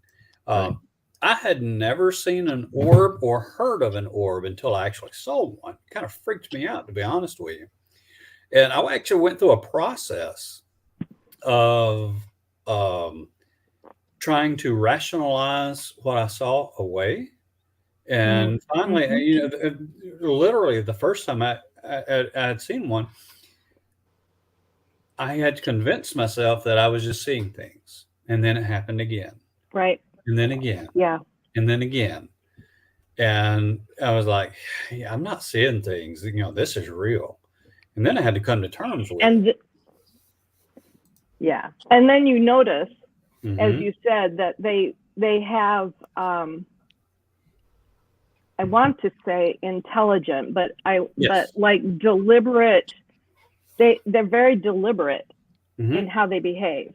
They are. They're very deliberate. Sometimes they would move through the woods and just ignore us completely, but other times they would come to us. You know, a lot more Yeah. often than not, they would come to us and interact with us. Yeah. And there was one time that one was probably within 3 or 4 feet of me. I was that close to it, and you know, I turned around and there it was, and it freaked the freak out of me. What color was it? It was red. Oh, okay. Did you feel like your hair? Did you feel like Like the the static electric? electricity? No. Yeah. However, Janice said that she could see things around me, but I couldn't see them. You know, but you know, there was one time, and it was coming like from my perspective, it was coming straight at me. You know, and then it disappeared. It got within just a couple of feet from me and disappeared. And Brent and I both saw it at the same time. We just happened to turn around and look at this in the same direction at the same time, and then woof, there it was. And it scared the pee out of me because it's like a jump scare, like, oof, there it was. Yeah, you're not expecting it. You wasn't expecting it, right? What if orbs are just like micro UFOs? Well, I could see through this one. The closer it got, I mean, it wasn't like the super bright ones, you know, where they almost look like a street light going through the woods. This one it looked very luminous, but it was probably about the size of a softball. And but you could see through it. It was translucent. And it was red. Yeah, it was red. Yeah, it was red. And red. Yeah, it was red. Red. Yeah, most of the time what we see is a white with a blue hue. Most of the ones we see. But this particular one was red. Now, see, the one that we saw on thermal, we couldn't see with our naked eye, but we saw it on thermal and we recorded it on thermal. We have had that phenomenon happen too. And it was about the same size as you're talking about, and it was hovering maybe 12 inches off the ground or something, right at the grass tops. And it was undulating like, and the only way we can describe it is like a bubble in a lava lamp. And it would, when I walked towards it, it moved away from me. When I backed off, it kept the same distance away from me when I walked towards it and backed off of it. Yeah, that happens with us too most of the time. Usually they keep about 30, 40 feet away from us at least. Yeah. And that's about the distance that they'll stay away from us. But this particular one was like right on top of me. I'm like, oh, hold on, you're in my space now. Hold on. And are they silent? Do you hear any noise with them? I do not. Like faint noise? However, there was one of the first times we had like an extremely long experience with one. I had on these bionic ears, right? And I could hear walking through the woods, like somebody walking. And we actually thought it was the park ranger coming to check on us because we told the park ranger was going to be out there. And he said, I might come check on you, whatever, just expect me. So we were hollering at it, like, hey, we're up here, come up here. Because we thought it was his flashlight because it was extremely bright. And, it was one of the white blue ones, white with a kind of bluish hue. And it got to about 30 or 40 feet from us, and then it stopped. And then we're like, hey, we're up here. And then we're confused because it wouldn't come any closer. And then we're like, hey, dude, we're armed. Don't try any crap with us. And then still nothing. And then Angela hits it with a FLIR and there's nothing there. And we're like, oh, blankety blank. That's not a human. Hey, Greg, you can feel free to cuss. This is Donny Cho Says Stuff. I know. I'm actually sort of offended that you're censoring yourself, honestly. I'm actually more offended that you're not cussing than That's Greg. It's not the spirit of Donny's show. I mean, do you not know what my brand is, sir? Yeah, but we're in mixed company and we're Southern gentlemen. That's right. Be Kind and I are always talking on the phone, and I'm cussing up a storm on there talking about K-pop. Yeah, but and I'll just be messaging her out of the blue and be like, "Oh my God, Be Kind! Did you see this fucking nuclear bomb that K-pop just dropped? You gotta watch this shit, girl." I still have to watch the most recent one you sent me. I'm sorry, I haven't watched it yet. And then she'd be like, "Fuck yeah, that was awesome." But yeah, I mean that kind of freaked us out, we were like, "Oh shit," there's nobody there. Yeah, and that's where we started talking to it. I said there's a story behind it. That's the story. So we started talking to it because we were already talking to it, right? And it responded to stimuli, and it became one of our buddies. And when we left, we were walking away and going toward our camp, and then we saw a train of them. It was probably like 6, coming through the woods, and we just sat there and watched them. And they just passed right in front of us. Was this the same time when you heard the footsteps and you thought it was the ranger coming? Yeah. And then you see Well, like I mean, a it whole was different succession. time, but the same night. The first time I thought Wow. it was the same night, just a different time. See, in my culture, it's very different because in Korean shamanism, they teach you that if you're out at night in the woods and you see an orb, by that point you done fucked up. Especially if it's blue, that means you turn around and get the fuck out of there.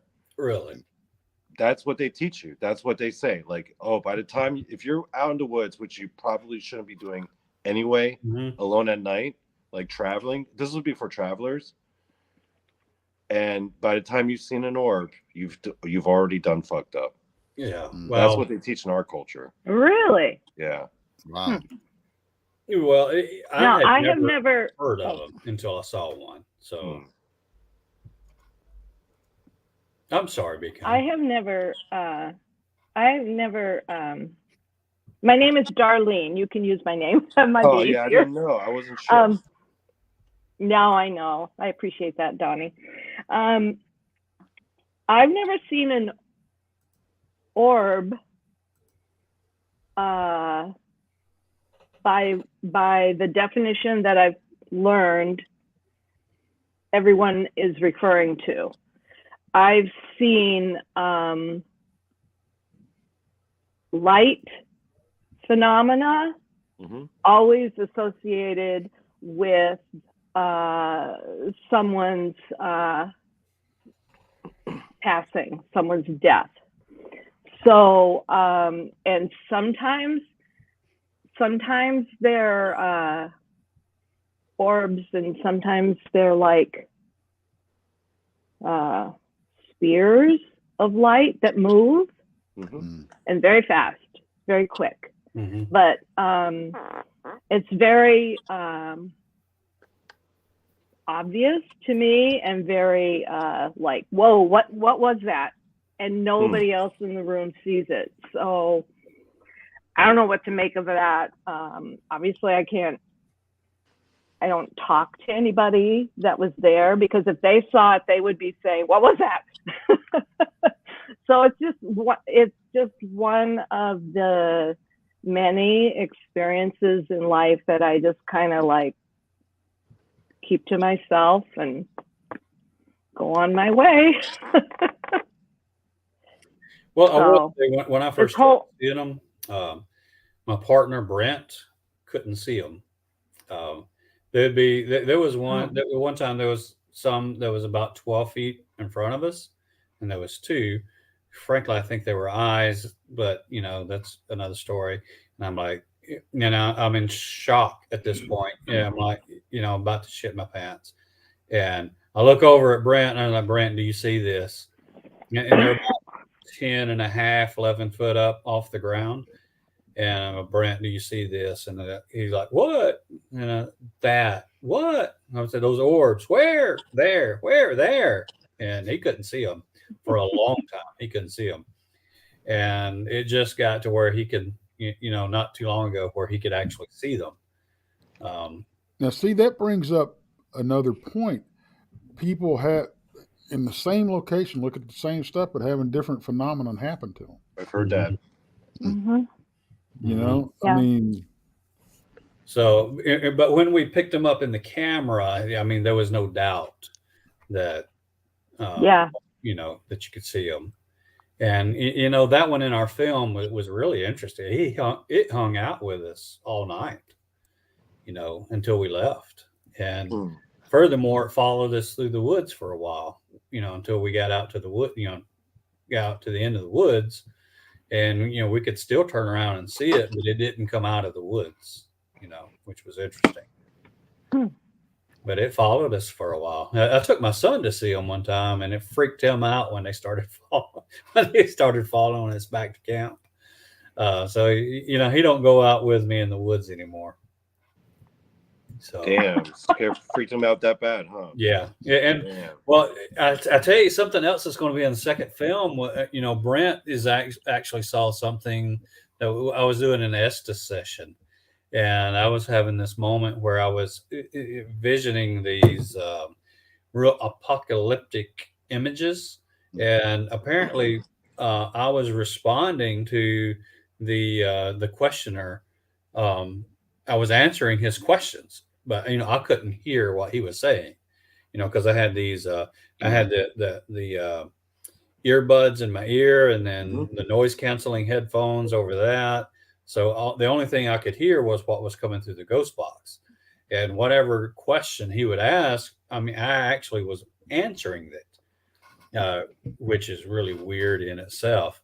But he saw something that freaked him out so bad he will not go back to the meadow. He is scared of the place. So what do you see? He saw an apparition, a dark apparition trying to enter me. He said it tried to enter me and it came in and out. Oh, You know, was trying to come in me while during that whole session, and it and don't tell anybody this. This has got to be a secret to even to everybody on the internet. He said he peed himself a little bit. So anyway, What I pee happened? myself a little bit every other day. Who the fuck cares? Yeah, Yeah. he was scared. I pee myself a little bit actually, like at lunch today at work. I had a little pee. You know, I put back in a little too soon. You know, that happens sometimes. It Walk out a does. little dark It spot does. with on your jeans. But he didn't know what to do. You Right? put your shirt He was down sitting over there- it to hide it from your coworkers. Yeah, he was sitting Yeah. there filming, and he was, you know, we was having this session, and it was going, you know, spectacularly from the questioner's point of view. You know, he didn't know what to do. He didn't know whether to stop it or turn and run or what, you know. But So how did that make you feel when he told you about that, though? Yeah. Yeah. Did you feel anything? Were you like, yo, something almost tried to possess me? I don't know if I want to do this no more. No. I honestly don't remember the session. The only thing that I remember from the session is the apocalyptic images and something about babies being torn apart and blood everywhere. That's the only Do you thing. feel I like, Oh. based off what he told you, though, that something was trying to possess you with that imagery that you were experiencing as well? What was the first part of the question? Do you feel like, based off what he told you about what he Uh-huh. saw and what you were experiencing, that legitimately something was trying to possess you? Something was trying to possess me. Yeah. Yeah, Something was trying to. Yeah. I believe it. Yeah. And I think that's why he's so scared of it, is that, you know, what we were experiencing there was not Bigfoot related. It was something else related. And I think that's what scared him. It freaked him out so bad. So wait, what was he doing at the time, though, when he was witnessing that? He was just like, He was running the camera. Okay, because if I was there, I'd be like, yo, stop trying to fucking possess my friend, dude. Yeah, he was. Fuck out of here, guys. Right. I would. Yeah. Yeah, I would have started like kicking in that direction. Yeah, well, you know, it's Brent. So Yeah. I would like rip that thing off your head, be like, yo, dude, something's trying to possess you right now. that's what. You know, I don't know if it caught on camera. I think he's legitimately that's scared to scary, look man. at footage, you know, because he is traumatized by that. I'd be too, man. Yeah, and when we tell the story in the film, he says he's not going to tell it. So he wants me to tell it, you know, to tell that story about what about what he saw, right? Huh. He is scared to tell the story. He won't tell Dude, it. I'm surprised that you're not scared of this story. If I were in your Nothing scares shoes, me. I would have been scared. I would have been like, yo, scared. damn, something tried to possess me right now? Yeah, nothing scares me. I don't know if that's foolishness or what, but nothing scares me anymore. I mean, we have seen some freaky stuff. We've had stuff thrown at us. We've had stuff like charge us. You know, everything that you could imagine has happened to us. Nothing scares me anymore. Mm. So I don't know. I've seen a ghost. The time that the orb came so close to me was the first time I actually saw the manifestation of a ghost. And we saw an Indian on a horse manifest in a field, and it ran all the way across the field, got to the tree line, disappeared. So that's the first time I'd ever seen a ghost. It's kind of weird, right? What scares us and what doesn't sometimes when you think about it. Because I've literally had someone point a shotgun at my face. And honestly, looking back on that moment, I was like, I wasn't that scared. The most scared I've ever been was when my ex-fiance came at me with my phone and she was like, I've seen your texts. That was like the most fucking scared I've ever been in my goddamn life. It's the X. That was like terror beyond terror. You know what I mean? Oh, Donny. Now, I will say when my son was in a coma and I came up and I saw him on the ventilator, I was mortified. That scared me. Yeah, That's a different level of that. That's a whole different level, though. That's a different level. You know, I mean, it's. But I can say that something in the woods, I'm not really afraid of it anymore. I'm too old to run fast anymore, so it's either going to get me or it ain't. So there's not much I can do about it. No sense in being scared.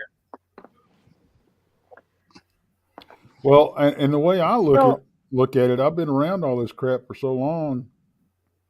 It had its chance time after time after time, whatever it was. Right. Whatever it was. Right. Evidently, they don't think I taste good or something. I don't know. I mean, honestly, though, if I were a cryptid creature and I got to see all these humans, if I saw you text, I'd probably be like, yeah, he probably doesn't taste very good. He's kind of tough. Yeah. Kind of chewy. But then it would look at a guy like me and be like, yeah, I'll just be hungry an hour later if I ate him. Because he's Asian. Yeah, Oriental food. It's every time. I'll get hungry again an hour later, so not even working. I always get Chinese food on New Year's Eve for some reason. God dang it, by New Year's Day, I'm hungry again.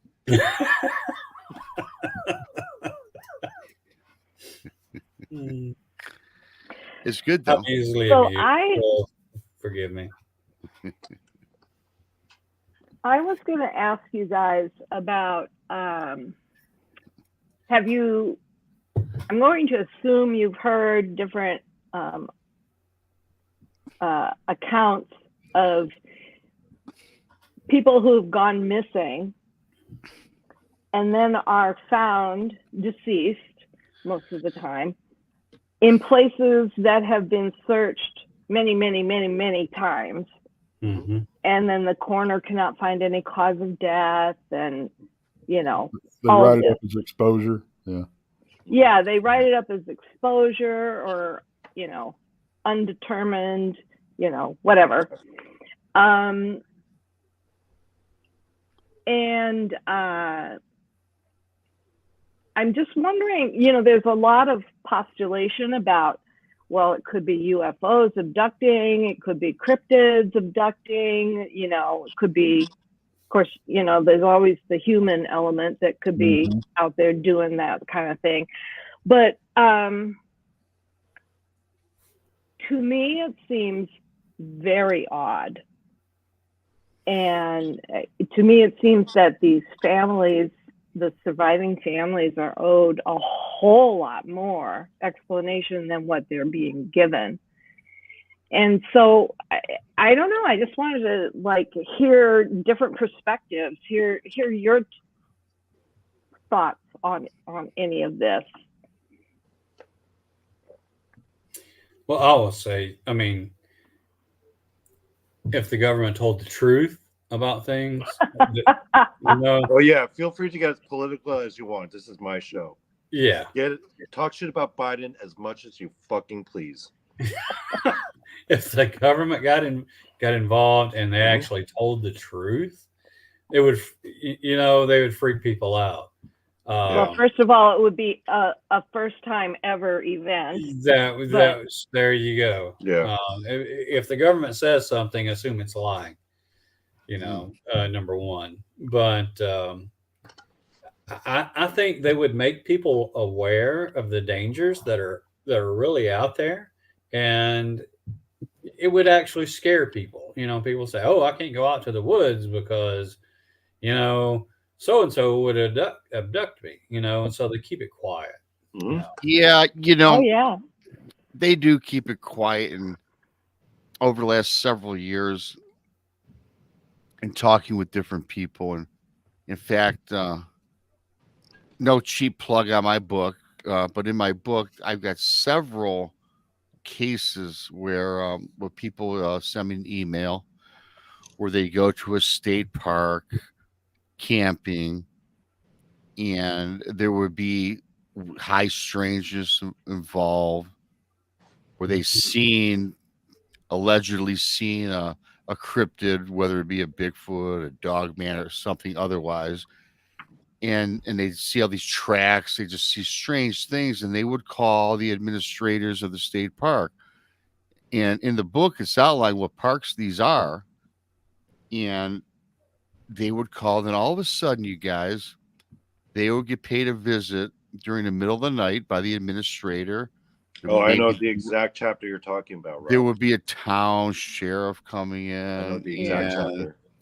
They say, look, in one event, a couple had their horses out there, and the horses got attacked by something that wasn't natural. Was no mountain lions in the area, and it got claw marks on its rear hindquarters, and one of the kid, because the son and the dad were investigators or researchers, whatever you want to call it, into Dogman, Bigfoot, and such, and the kid just says Dogman. Young kid, he's about 19, 21 years old. And the administrators looked at him and said, "What'd you say, son, young man," or whatever. And then, to make a long story short, they said, look, all the experiences you had here at this state park in Indiana, because this is out of Indiana, and there was like several in the book. And please don't say anything. We'll pay for all your expenses, your lodging, whatever your gas was to get here. Please do not. And they were kind of nice, but kind of stern about it. And, half a dozen of these people throughout the people I interviewed were like, they got paid visits with under a week when they got home by the government or ABC type people. I couldn't tell you if they were Department of the Interior or actual governmental agency, legitimate one, where they were stern. They told them, do not repeat any of this.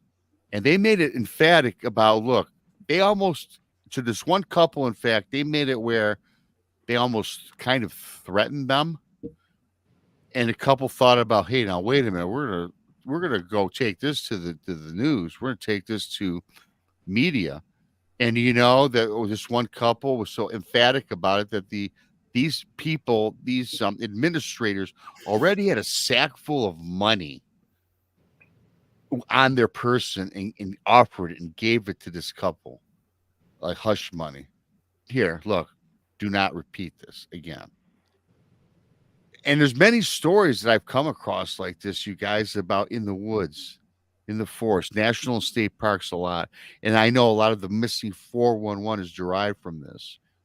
It's always somebody turning up missing, and again, I'm one of these guys that I suggest there's 10 or 15 different avenues. Could it be cryptid? Yes. Could it be natural predators? Yes. Could it be human predators? Yes. Could it be just a dummy that got lost in the woods and was never found? So there's all sorts of things. You can't pinpoint it on any one thing. But I got to tell you, when it comes to like the people we're supposed to trust that govern our society, certainly they can't be trusted, especially when they're telling you to not say anything or make mention about it in the papers. And I never knew about that, about the government, really. I was kind of naive growing up. and even as an adult, until I got involved with what we're talking about today. It was all just whatever to me. But now it's quite clear that we're not really to trust anybody except our maybe perhaps your local government. I somewhat trust to an extent because I know a couple of the people in it because we have a small community. But outside of that, I'm very leery of the people I talk to today, especially when they work for these other governmental or local establishments, governments. Mm-hmm. Well, I think they've with the track record that any government, not just ours, any government, Yeah. has, they're not going to be completely transparent or honest about anything. Period. Why should they? Right. Why should they? Yeah. What's their motivation? If there was a government that was completely transparent, my first thought would be, damn, that's one incompetent ass government. Yeah. They ain't doing their jobs.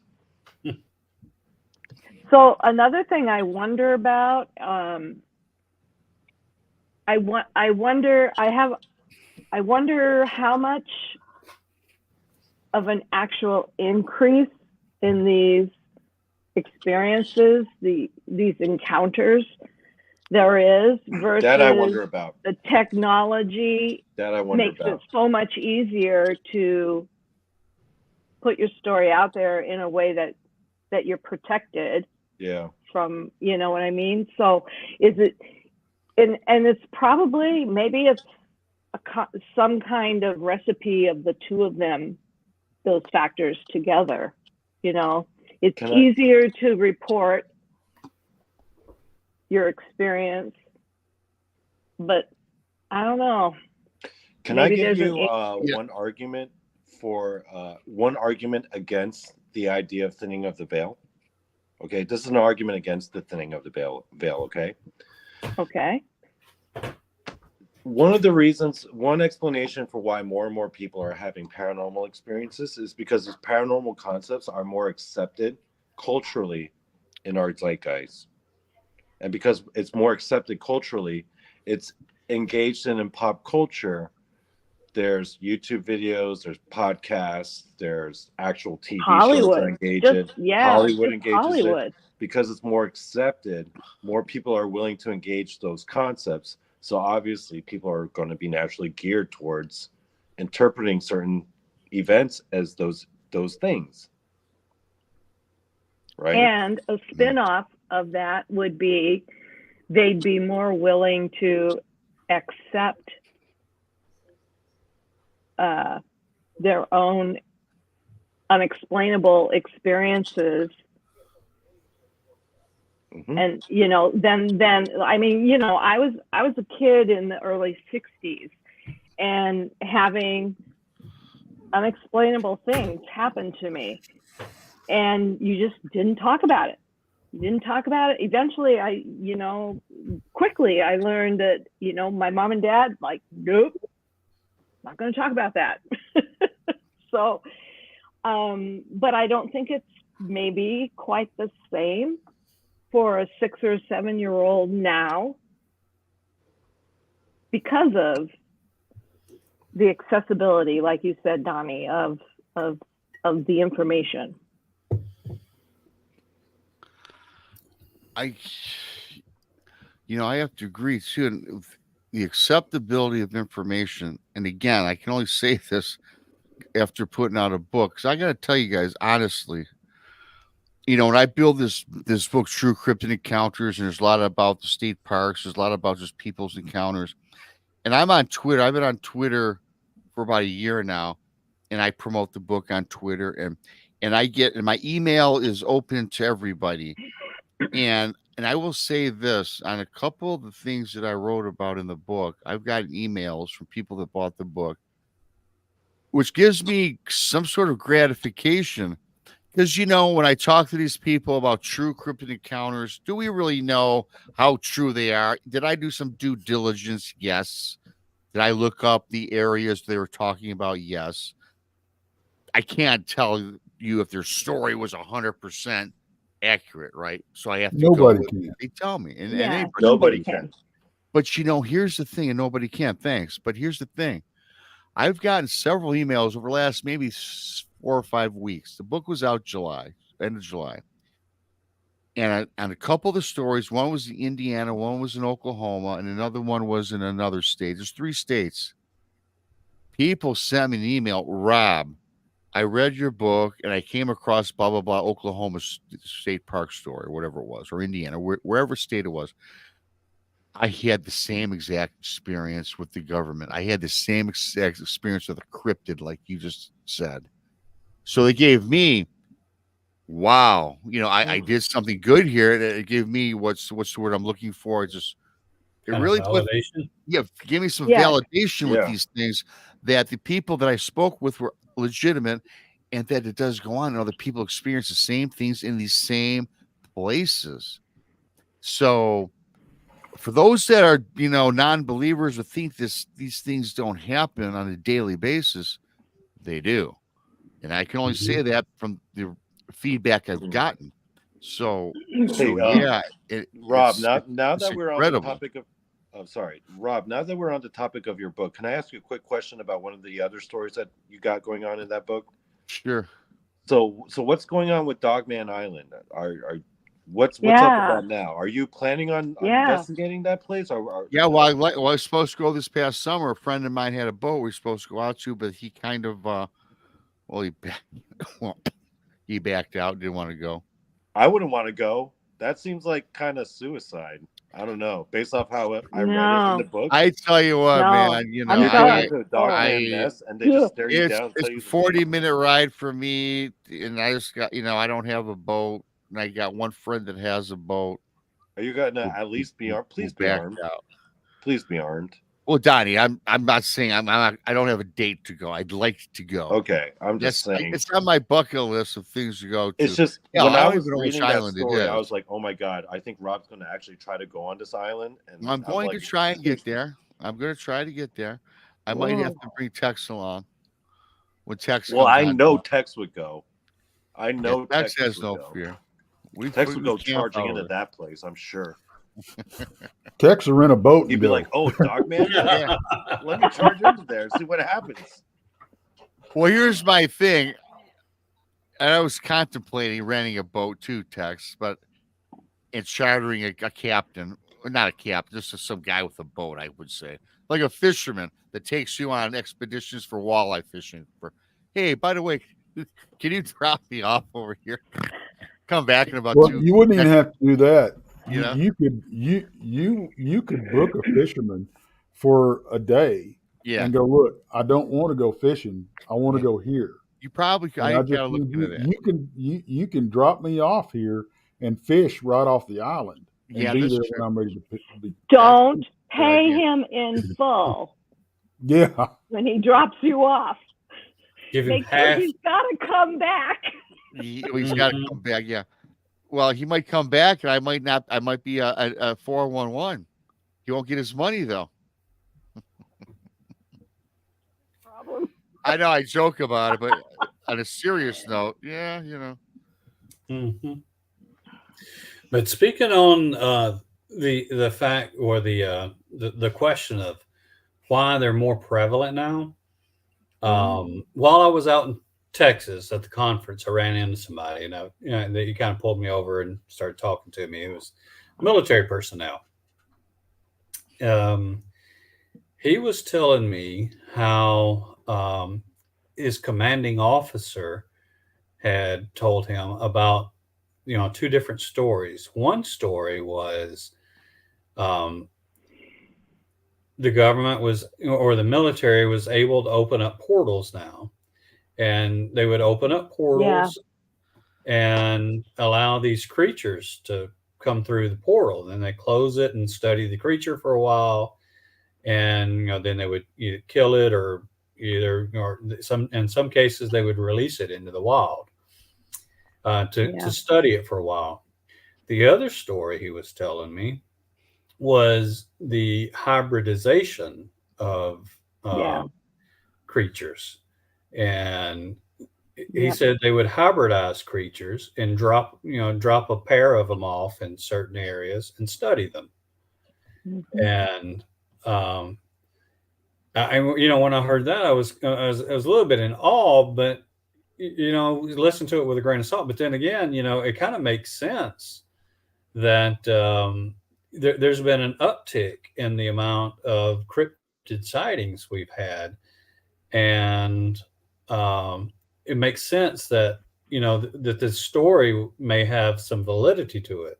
That they were hybridizing creatures and dropping them off out into the wild and studying them to see what they do, and knowing that they're dangerous, that they could kill people and do whatever, but they were studying them for whatever reasons, but they were studying them. So if those stories are true, that might account for some of the increased sightings that we've had in cryptids. Mm-hmm. Well, and when there's smoke, there's fire. And there's just too many accounts from all over the world, military encounters with strangeness, strange creatures. There's just too many to me to logically say there's nothing there. Right. It's not true. There's just too many.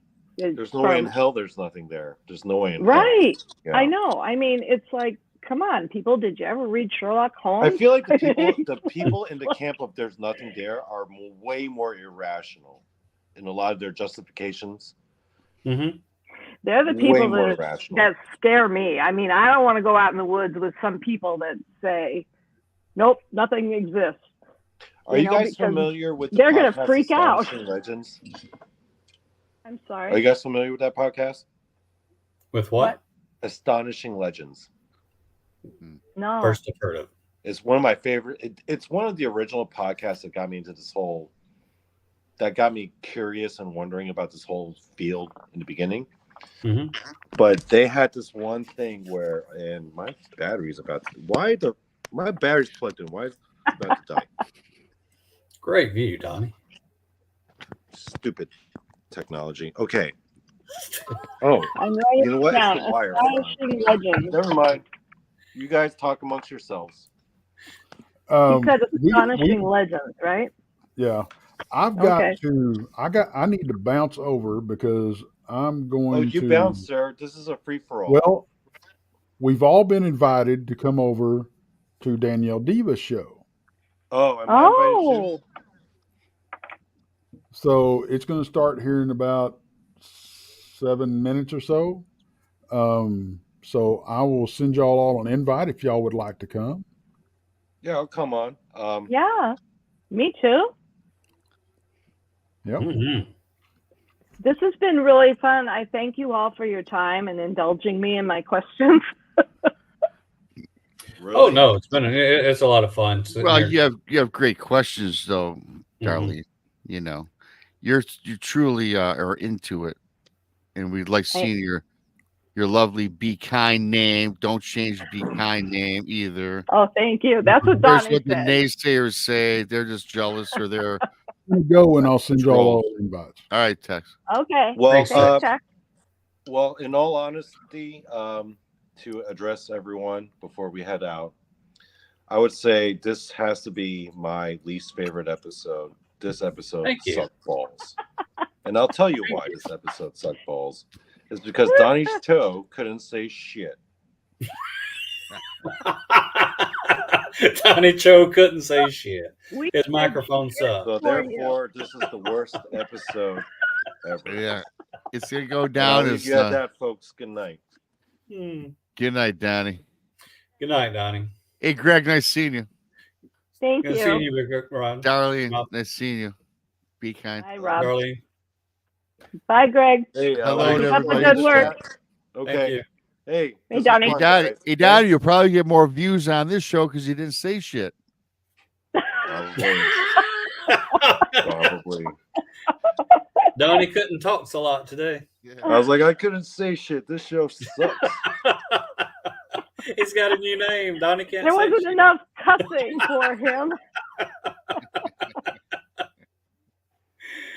Oh. Bye, Donny. Bye, guys. Bye, folks. Thanks for showing Bye-bye. up. This is I'm actually thanks. This meant a lot that you guys would kind of do what. Anytime, Donny. Anytime, Donny. I'm Anytime. planning on Really. doing this like once a month, like a random ass, like kind of, hey, Mhm. let's just have a random show and just have my friends on and see what happens. A free Anytime. for all. It's So always fun. It's always good it's time. fun. So It's you know, I made this show for us actually, not for them. It's for us. So Mhm. a lot of times with any show, I think any successful show, do it for yourself, and then I play for an audience of that's one the myself. way it goes. Right. Yeah. Very Mhm. good. All right, All right. gentlemen. I'll leave you at that. All right. Thank you. All right. Bye bye.